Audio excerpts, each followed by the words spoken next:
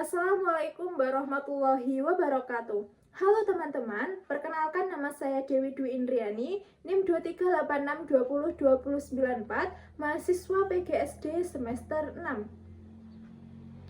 Pernahkah kalian merasa bingung saat mengerjakan soal matematika? Bukan karena tidak bisa menghitung, tetapi karena tidak tahu harus mulai dari mana? Nah, itulah pentingnya memahami konsep pemecahan masalah matematika. Pada materi kali ini, kita akan membahas pengertian masalah matematika, klasifikasi masalah matematika, perbedaan soal latihan dan masalah matematika, serta tujuan pemecahan masalah matematika.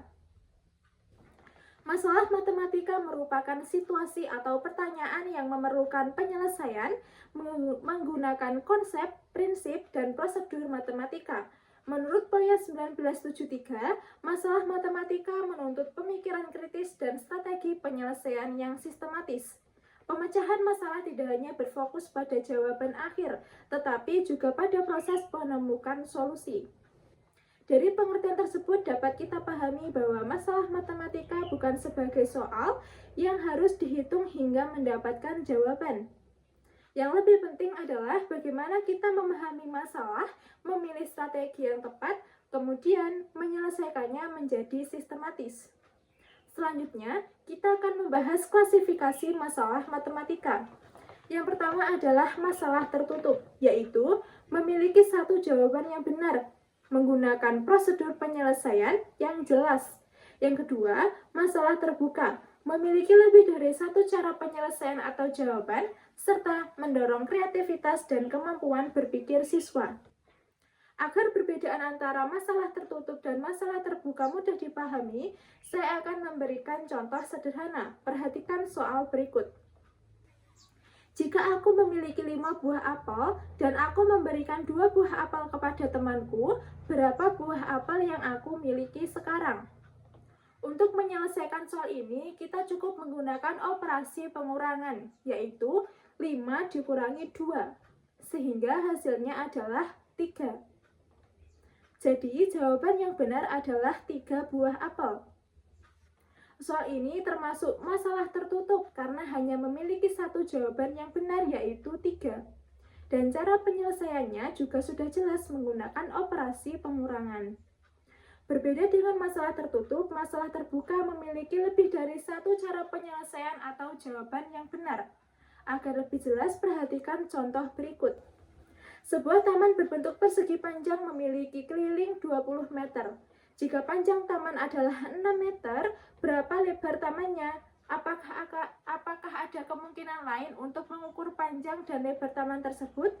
Penyelesaiannya menggunakan rumus pengeliling persegi panjang, yaitu 2 kali panjang tambah lebar.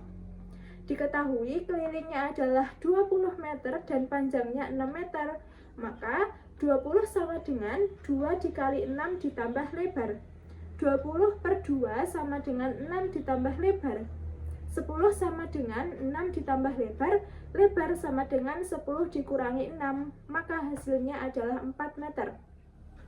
Jadi ukuran taman bisa bervariasi, misalnya panjang 6 meter dan lebar 4 meter, panjang 7 meter dan lebar 3 meter, panjang 5 meter dan lebar 5 meter berbentuk persegi.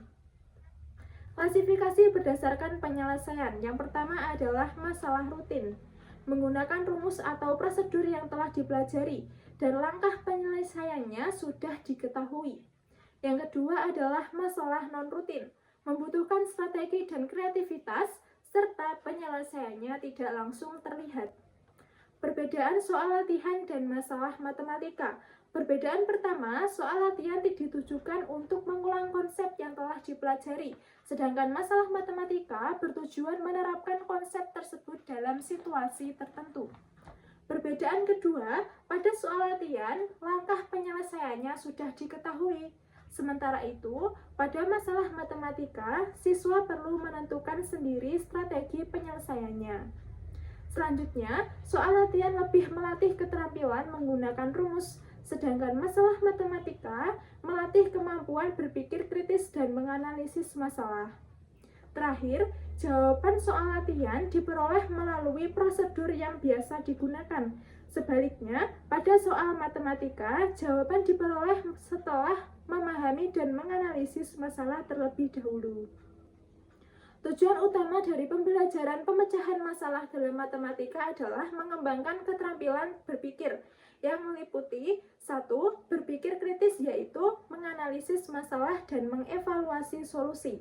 Yang kedua, berpikir analitis, yaitu menguraikan masalah dan menggunakan logika. Dan yang terakhir, berpikir kreatif, yaitu menemukan berbagai strategi dan solusi baru.